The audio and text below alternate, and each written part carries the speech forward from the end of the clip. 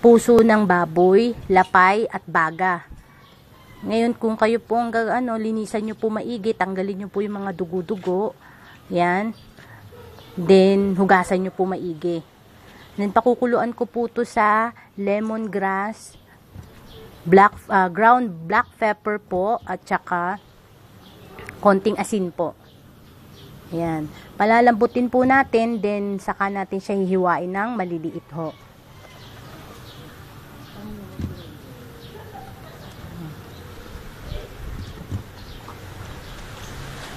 Yung puso ng ng baboy, ayan po, hiniwa ko po sa gitna, then tinanggal po namin yung dugo. Ayan. Lemongrass, dinikdik ko po yung dulo niya. Ayan, hanggang sa mapisat. Ayan, dikdikin lang po. Then, yan po yung ihahalo natin doon sa ating pinakulong baga, puso ng baboy, tsaka yung niya po, lapay. Ayan, sinalang na po natin yung ating mga laman loob. Then, ito po yung ating lemongrass. Lalagay lang natin sa ilalim ng ating lamang loob. Then, maglalagay din po tayo ng paminta at saka asin. Ayan. Ayan.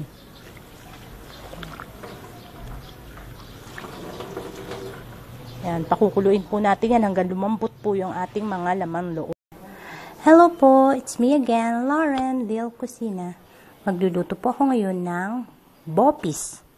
Ang mga sangkap ng aking bopis ay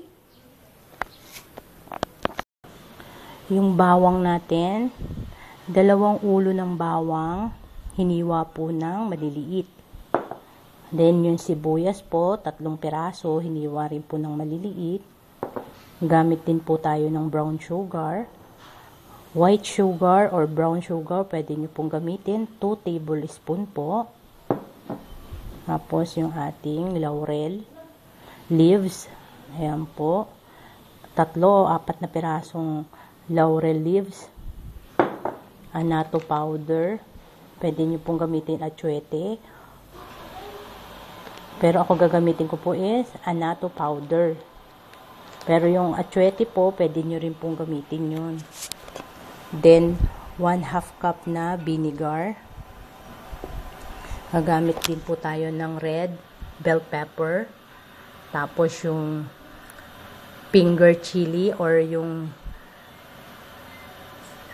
sili po na pangsigang, na ginagamit po na pangsigang, ayan po. Then, siling labuyo. Ayan. Yung ating pong red bell pepper, bali 3 piraso po yan, hiniwa ko po ng pa-cube-cube. Ayan. Nagamit din po tayo ng konting cayenne pepper, ground black pepper, tapos ang ating patis. Then, 2 malaking labanos, hiniwa ko po ng maliliit, yung pa-cube-cube po na maliliit. Gamit din po tayo ng cooking oil. Ito po yung lapay, puso, at baga ng baboy. Yan po yung pinakuluan natin kanina sa lemongrass, paminta at saka asin. Pinakuluan po natin sila hanggang sa lumambot. Then hiniwa po namin ng maliliit.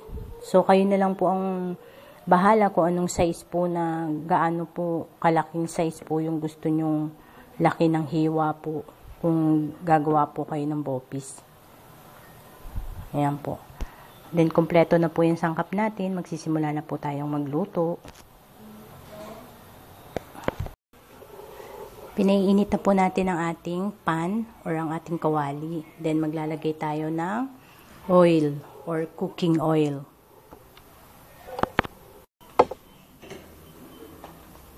Ayan, pag mainit na po yung mantika, yan, pag mainit na po, lalagay na po natin yung ating bawang.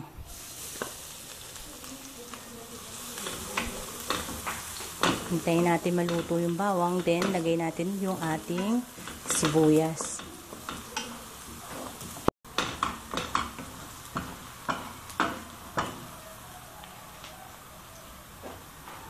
sibuyas, pwede na po ilagay.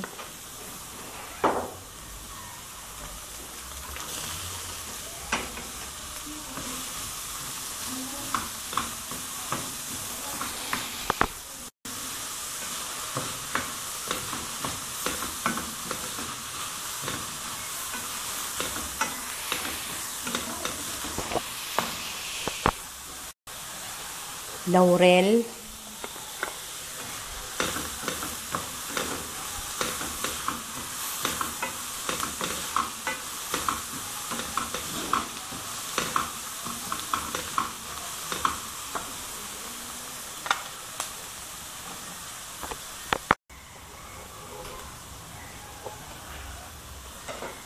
ilalagay natin yung ating annatto powder.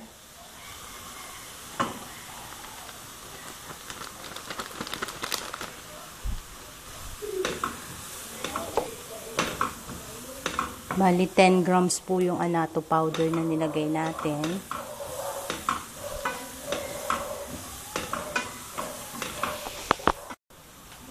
Sunod natin ilalagay ang ating lapay ng baboy or lapay or yung hiniwa-hiwa natin na lapay ng baboy.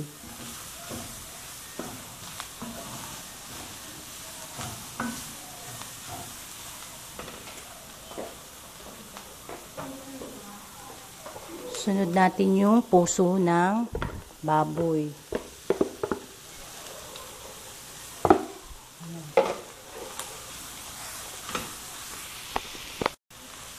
Then yung baga ng baboy, ilalagay na rin natin. Medyo ipiprito-prito po natin, medyo ipapry po natin yung mga laman loob na nilagay natin.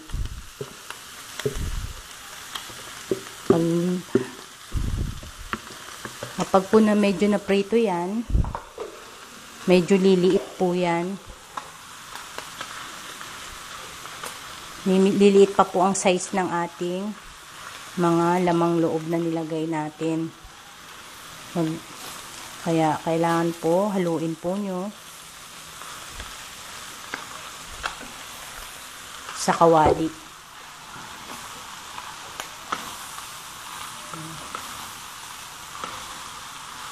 Habang niluluto nyo po, halo lang po ng halo para magpantay po yung pagkakapray ng inyong niluluto. Ayan, maglalagay tayo ng ating ground black pepper. Ayan. Then, cayenne pepper.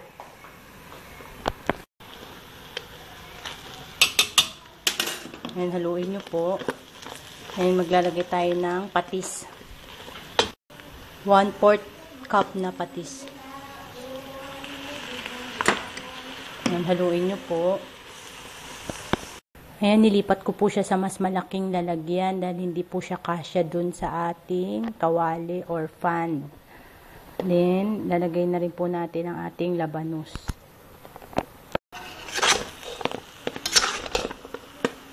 Ayan, haluin po.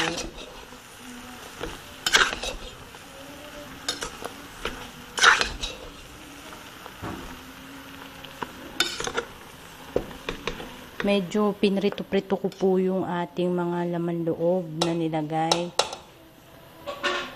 Then, saka nilagay yung labanos. So, ngayon po maglalagay tayo ng ating pork stock or yung sabaw ng baboy.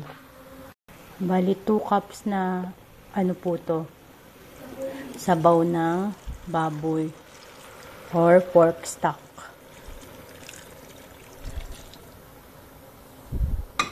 Hintayin po natin kumulo yan. Haluin po natin ng bahagya. Yan.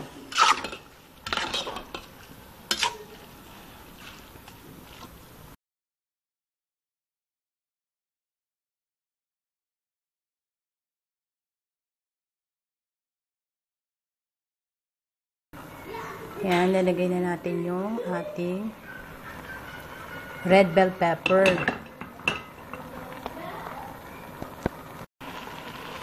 Haluin po natin.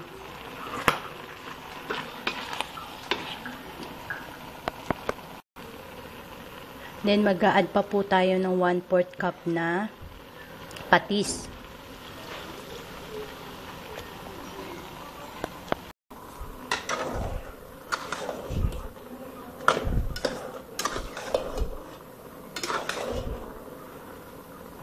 Yan. Maglalagay na po tayo ng vinegar. 1/2 cup na vinegar. Huwag niyo pong hahaluin, hayaan po niyong kumulo na maluto po yung ating vinegar muna bago nating haluin. Titikman po natin kung tama po yung vinegar na nilagay natin or kung magdadagdag pa po tayo.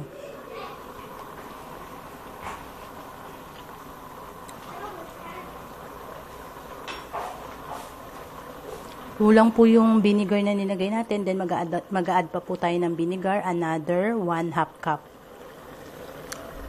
Huwag niyo po munang hahaluin uli, hayaan po natin kumulo ng kumulo. After 5 minutes, then pwede niyo na pong haluin. After 5 minutes, sinalo ko po, then titikman po natin kung kailangan natin magdagdag pa ng seasoning.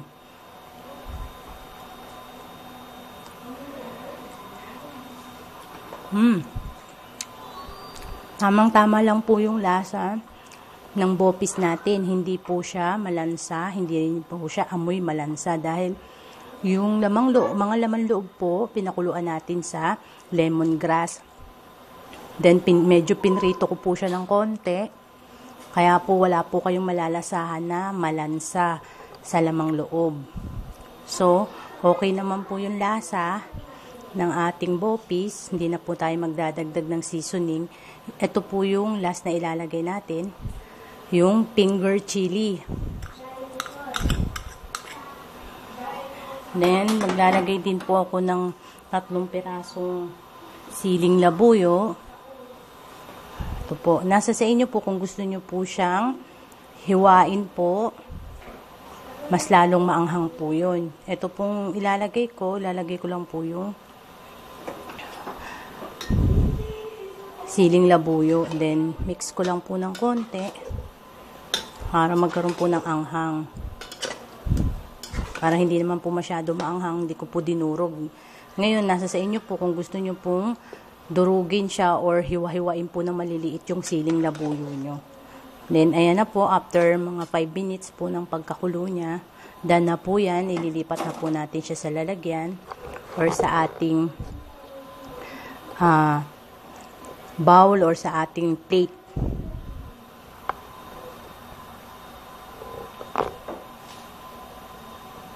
Bago ko po makalimutan, meron po pala tayong brown sugar. Lalagyan po natin siya mga 2 tablespoon lang po na brown sugar. Then yan, ayan, pakukuluin na po natin ng mga 5 minutes. Then, done na po yan. After 5 minutes.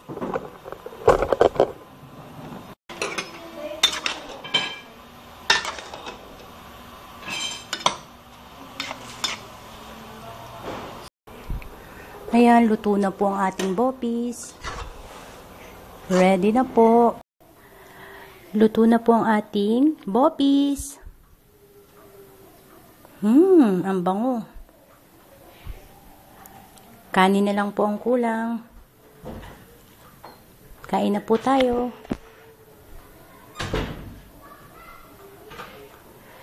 Thank you for watching Lauren Lil Cocina. Thank you po.